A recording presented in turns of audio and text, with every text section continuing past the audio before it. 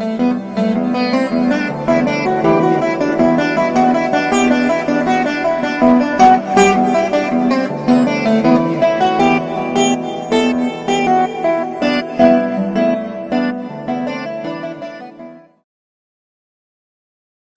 पिलामाने संधि प्रकरणर प्रथम भाग को अध्ययन करिबा। संस्कृत व्याकरण रे शब्द को भल भावरे बुझिबा पई संधि अत्यंत आवश्यक। तेबे आस आमे जानिबा संधि विषय रे। संधि शब्दर अर्थ हेउची मिलन, संयोग बा संधान। व्याकरण शास्त्र रे परस्पर सन्निहित दुईटी वर्णर मिलन को संधि कहा जाए। संधिर अन्य नाम संहिता। संधेय वर्णद्वयर संधि हेले केतेबेले पूर्ववर्णर, केतेबेले परवर्णर ओ केतेबेले उभय वर्णर परिवर्तन होइथाए। यथा चित् जोग मयः समान चिन्मयः। एठारे त जोग मर संधि होइछि एवं पूर्ववर्ण त स्थान रे न होइछि। तापरे उत् जोग स्थानम उत्थानम। एठारे त जोग सर संधि रे परवर्णर विलोप होइछि। तापरे महा जोग ऋषि समान महर्षि। एठारे आ जोग रुवर्णर संधि रे उभय वर्णर परिवर्तन होइछि। यहाँ परे आमे आसिबा संधिर प्रयोग को। पदरचना रे चारोटी स्थल रे संधिर व्यवहार होइथाए।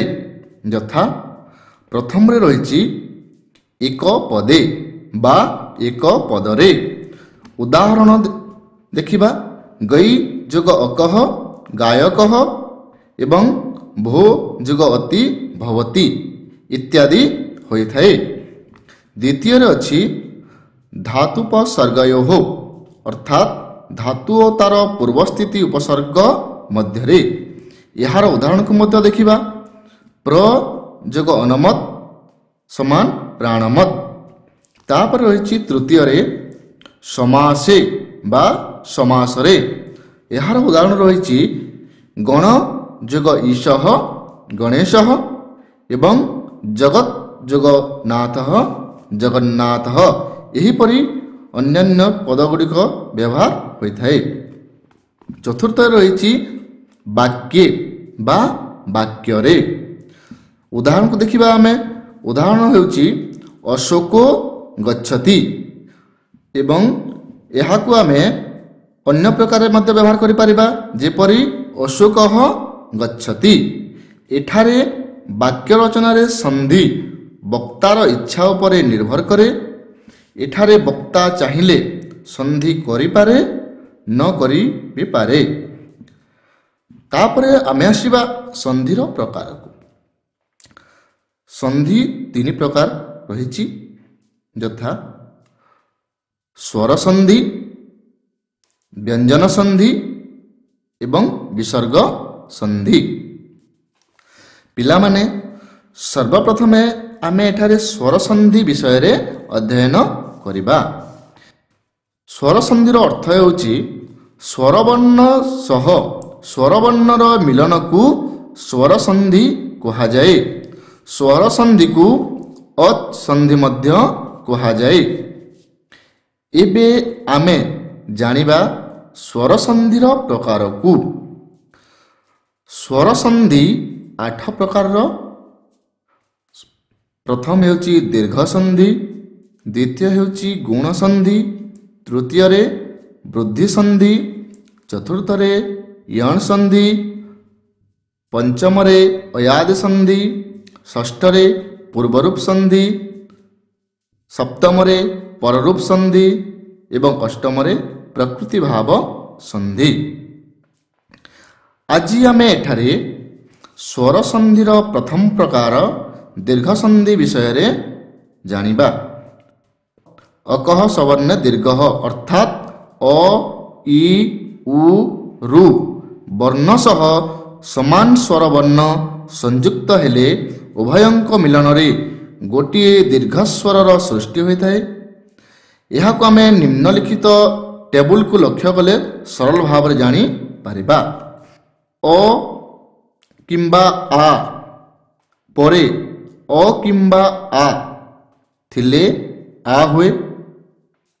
ହ୍ରସ୍ୱ ଇ କିମ୍ବା ଦୀର୍ଘ ଇ ପରେ ହ୍ରସ୍ୱ ଇ କିମ୍ବା ଦୀର୍ଘ ଇ ରହିଲେ ଦୀର୍ଘ ଇ ହୁଏ। ହ୍ରସ୍ୱ ଉ କିମ୍ବା ଦୀର୍ଘ ଉ ପରେ ହ୍ରସ୍ୱ ଉ କିମ୍ବା ଦୀର୍ଘ ଉ ରହିଲେ ଦୀର୍ଘ ଉ ହୋଇଥାଏ। ରୁ କିମ୍ବା ଦୀର୍ଘ ରୁ ପରେ ରୁ କିମ୍ବା ଦୀର୍ଘ ରୁ ରହିଲେ ମଧ୍ୟ ଦୀର୍ଘ ରୁ ହୋଇଥାଏ। ଏହାପରେ ଆମେ ଆସିବା ଏହାର ଉଦାହରଣ ଗୁଡ଼ିକୁ। ସର୍ବପ୍ରଥମ ରହିଛି ଆମର ଅ ଯୋଗ ଅ ସମାନ ଆ ହୁଏ। ଏହାର ଗୋଟିଏ ଉଦାହରଣକୁ ନେବା ଆମେ, ଯେପରି ଶଶ ଯୋଗ ଅଙ୍କ ଶଶାଙ୍କ। ତାପରେ ରହିଛି ଅ ଯୋଗ ଆ ସମାନ ଆ। ଏହାର ଉଦାହରଣ ରହିଛି ଶୁଭ ଯୋଗ ଆରମ୍ଭ ଶୁଭାରମ୍ଭ। ଏହାପରେ ଆ ଯୋଗ ଅ ସମାନ ଆ।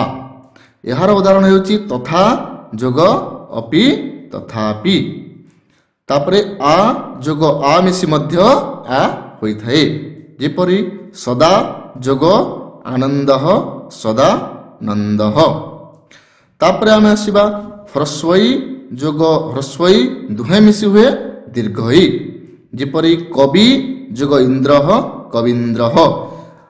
ତାପରେ ଏଠାରେ ଆମେ ଗୋଟେ ଲକ୍ଷ୍ୟ କରିବା, କବିର ଯେଉଁ ଶେଷ ବର୍ଣ୍ଣ ରହିଛି ବରେ ଇ ରହିଛି ଏବଂ ଇନ୍ଦ୍ରର ପ୍ରଥମ ଯେଉଁ ବର୍ଣ୍ଣ ରହିଛି ଇ ରହିଛି। ଦୁହେଁ ମିଶି ହେଲେ ଇ ଏବଂ କବି ଯୋଗ ଇନ୍ଦ୍ର ମିଶି ହେଲା କବୀନ୍ଦ୍ର।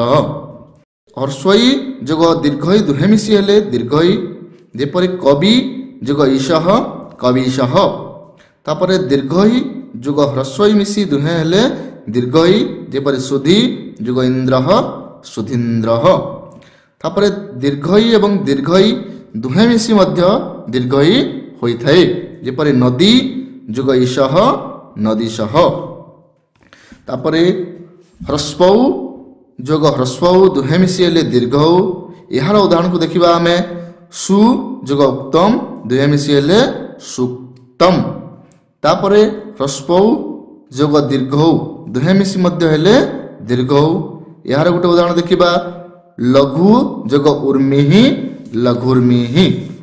ତାପରେ ଆମେ ଆସିବା ଦୀର୍ଘ ଉ ଯୋଗ ହ୍ରସ୍ୱ ଉ ଦୁହେଁ ମିଶି ହେଲେ ଦୀର୍ଘ ଉ। ଏହାର ଉଦାହରଣ ହେଉଛି ବଧୂ ଯୋଗ ଉକ୍ତିଃ ଦୁହେଁ ମିଶି ହେଲେ ବଧୁକ୍ତିଃ। ତାପରେ ଦୀର୍ଘ ଉ ଯୋଗ ଦୀର୍ଘ ଉ ଏହି ଦୁହେଁ ମିଶି ମଧ୍ୟ ହେଲେ ଦୀର୍ଘ ଉ। ଏହାର ଉଦାହରଣ ହେଉଛି ଭୂ ଯୋଗ ଊର୍ଧ୍ୱମ୍ ଭୂର୍ଧ୍ୱମ୍। ଏହାପରେ ଆମେ ଆସିବା ହ୍ରସ୍ୱରୁ କିମ୍ବା ଦୀର୍ଘରୁ ପରେ ହ୍ରସ୍ୱରୁ କିମ୍ବା ଦୀର୍ଘରୁ ଥିଲେ ଏ ଦୁହେଁ ମିଶି ଦୀର୍ଘରେ ପରିବର୍ତ୍ତନ ହୋଇଥାନ୍ତି, ଯେପରି ଉଦାହରଣ ପିତୃ ଯୋଗ ଋଣମ୍ ପିତୃଣମ୍ ମାତୃ ଯୋଗ ଋଣମ୍ ମାତୃଣମ୍। ଏହିପରି ଏହାର ବ୍ୟବହାର ହୋଇଥାଏ, କିନ୍ତୁ କେତେକାଂଶରେ ଅପବାଦ ଏବଂ ବ୍ୟତିକ୍ରମ ମଧ୍ୟ ଦେଖାଯାଏ। ସର୍ବପ୍ରଥମ ଆମେ ଯିବା ଅପବାଦକୁ। ଅପବାଦରେ ରହିଛି ଦେଖ, କର୍କ ଯୁଗ ଅନ୍ଧୁ କର୍କନ୍ଧୁ। ଏଠାରେ କର୍କ ଯେଉଁ ଅଛି ଅ ରହିଛି ଏବଂ ଅନ୍ଧୁରେ ମଧ୍ୟ ଅ ରହିଛି, ଦୁହେଁ ମିଶି ଆ ହେବାର କଥା, କିନ୍ତୁ ଏଠାରେ ଅପବାଦ ଯୋଗୁଁ ଏଠାରେ ଆ ହୋଇନାହିଁ। ତେଣୁ କର୍କ ଯୁଗ ଅନ୍ଧୁ ଦୁହେଁ ମିଶି ହୋଇଛନ୍ତି କର୍କନ୍ଧୁ। ଠିକ୍ ସେହିପରି ଶକ ଯୁଗ ଅନ୍ଧୁ ଶକନ୍ଧୁ।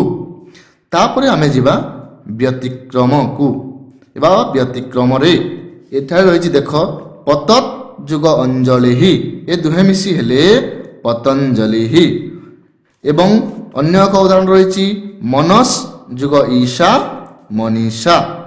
ଆଜି ଆମେ ସ୍ୱର ସନ୍ଧିର ପ୍ରଥମ ଭାଗର ଦୀର୍ଘ ସନ୍ଧିକୁ ଏଠାରେ ସମାପ୍ତ କରିବା। ପିଲାମାନେ ଏହି ଭିଡ଼ିଓକୁ ବାରମ୍ବାର ଦେଖି ବୁଝିବାକୁ ଚେଷ୍ଟା କରିବା। ଶିକ୍ଷକଙ୍କ ସହାୟତାରେ ଏବଂ ଏହି ଭିଡ଼ିଓର ସହାୟତାରେ ଆମ ନିଜର ଅଭ୍ୟାସ କାର୍ଯ୍ୟଗୁଡ଼ିକୁ ସମ୍ପାଦନ କରିବା।